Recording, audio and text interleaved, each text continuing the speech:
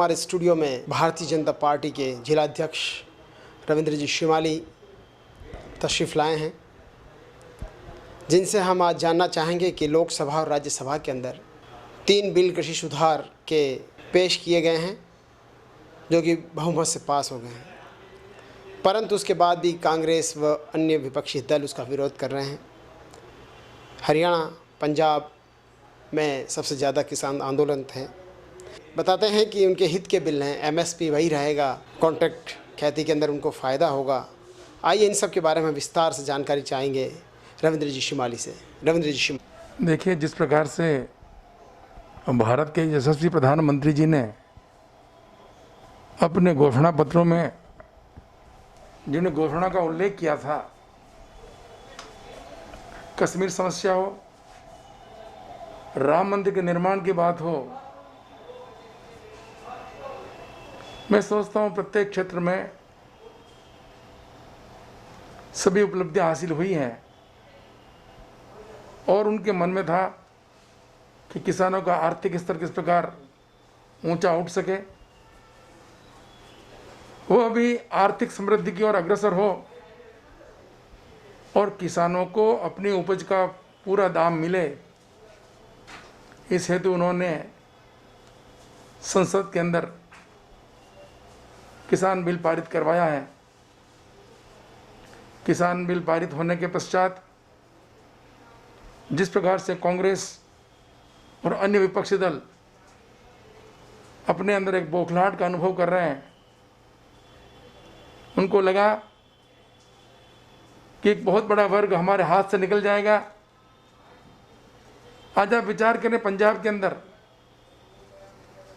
आज महाराष्ट्र के अंदर कितने किसानों ने आत्महत्या की है और किसानों की सुध यदि किसी व्यक्ति ने ली है तो है भारत के यशस्वी प्रधानमंत्री नरेंद्र मोदी जी। विपक्ष को एक बहाना मिल गया है, लोगों को भ्रमित कर रहे हैं, झूठ बोल रहे हैं, लेकिन इससे आम व्यक्ति और किसान भ्रमित होने वाला नहीं है। आपने देखा होगा कि जिस प्रकार से बिल पारित हुआ, उसमें प्रधानमंत्री जी ने कहा अपने वाणी से, हम विचार करें स्वामीनाथन रिपोर्ट की, उसमें भी किसानों के हित की बात कही गई थी। सन 2007 से 2014 तक का कालखंड देखें, कांग्रेस केंद्र में थी। किसानों के लिए जो बातें आज जिनका विरोध कर रहे हैं, उनके पक्ष में बातें कही गई थी। 2019 का घोषणा पत्र यदि कांग्रेस को उसको सही ढंग से दृष्टिपात करे उस पर, तो उनकी कथनी में और करने में कितना अंतर है, में सामने आ जाएगा। और इन्हीं मूल भावनाओं को लेकर कि कृषक का, किसान का आर्थिक जीवन किस प्रकार उन्नत हो, उनकी उपज का उनको उचित दाम मिल सके, और इसलिए उन्होंने इस विधेयक के माध्यम से संसद में पारित कराया है कि किसान अपनी उपज को लेकर कहीं पर भी उसका बेचान कर सकता है। और जिस प्रकार से बिचौलिए इसके अंदर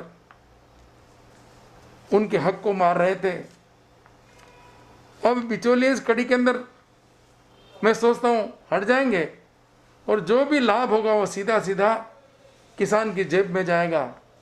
और आज इसीलिए आप देख रहे हैं, पंजाब हो चाहे हरियाणा हो, इसके अंदर एक बहुत बड़ा वर्ग किसानों को गुमराह करने का प्रयास कर रहा है, क्योंकि यही बिचौलिए थे जिनको एक बहुत बड़ी राशि उनको मिलती थी और साथ ही साथ सरकार को भी करोड़ों रुपए इन बिचौलियों के माध्यम से मिलते थे। तो मेरा मानना है कि यह जो कार्य प्रधानमंत्री जी ने किया है, यह निश्चित रूप से एक रक्षा कवच बनकर आएगा। जनता इससे भ्रमित होने वाली नहीं है। और आज इस बात को लेकर भारतीय जनता पार्टी ने पंचायत स्तर तक इस बात को फैलाने के लिए कि भारतीय जनता पार्टी एमएसपी को नहीं हटा रही हैं। साथ ही साथ स्वामीनाथन आयोग की जो रिपोर्ट आई है उसका लाभ सबको मिले। और जो जिस प्रकार से कांग्रेस आज भ्रमित करने का प्रयास कर रही है कि संविदा खेती के माध्यम से उनकी ज़मीनों पर लोगों का हक हो जाएगा, उनकी ज़मीनों पर जो इनके जिस प्रकार की सुविधा इनको मुहैया करेंगे, कॉन्ट्रैक्ट एग्रीकल्चर, तो मेरा मानना है यह भी उनको गुमराह करने का प्रयास किया जा रहा है। अगर पूरी रिपोर्ट देखेंगे तो उस रिपोर्ट के अंदर जो जो बातें कही गई हैं उसको सही ढंग से हम आकलन करेंगे, मैं सोचता हूँ किसानों को किसी प्रकार का नुकसान नहीं है। किसान फसल बोने से पहले किसी प्रकार का जो कॉन्ट्रैक्ट करता है उसके अंदर भी इस बात का प्रावधान है कि वह उसको जो उसमें जो उसके दर तय किए हैं उसका मूल्य उसको मिले, चाहे फसल खराब हो अथवा अच्छी हो, भाई उस मूल्य से नीचे तो उसको किसी प्रकार का कोई नुकसान नहीं है।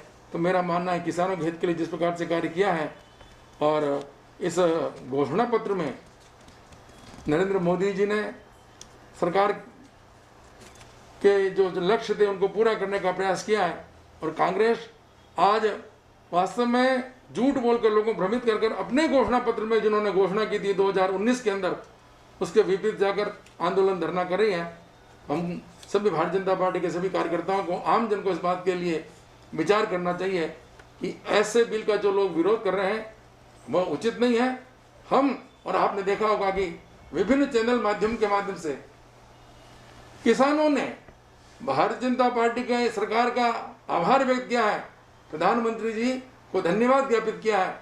निश्चित रूप से हमारे जीवन को और हमारे दशा और दिशा को कोई बदलने वाला है तो वह प्रधानमंत्री नरेंद्र मोदी जी और उनकी नीतियां। एक बार पुनः मैं आप सभी बंधुओं और बहनों से निवेदन करना चाहूँगा, गांव-गांव पंचायत स्तर पर, शहर ढाणी में इस बात को लेकर जाएं। यह जो कृषि विधेयक बिल पारित हुए हैं यह निश्चित रूप से किसानों का रक्षा कवच है और इससे आने वाले समय में किसान और आत्मनिर्भर बन सकेंगे और उन्नति की ओर अग्रसर होंगे, उनकी आर्थिक स्थिति भी और अच्छी होगी। बहुत बहुत धन्यवाद। द कलर्स 18 उदयपुर न्यूज़ को सब्सक्राइब करें और हमेशा अपडेट रहिए।